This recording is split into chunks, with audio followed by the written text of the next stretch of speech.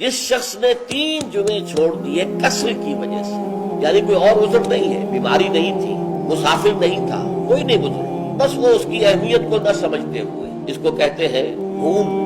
جو آسانی سی بات ہو، بس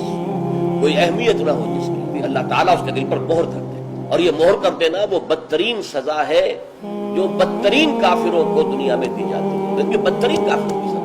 جو مسلمان جمعے کی اہمیت کو نظر انداز کرتے ہوئے بغیر کسی عذر کے اگر وہ جمعہ چھوڑ دے گا 3 جمعے، تو اس کے دل پر مہر ہو جائے گا۔ پہلی روایت ترمذی کی تھی، یہ ابو داؤد اور نسائی کی ہے۔ امام مالک نے جو ان کی کتاب مشہور ہے الموطا، حدیث کا پہلا مجموعہ، حدیث اور فقہ دونوں کا، اس میں کہتے ہیں امام مالک کہ میں یہ تو نہیں کہہ سکتا کہ یہ صفوان ابن سلیم نے رضی اللہ عنہ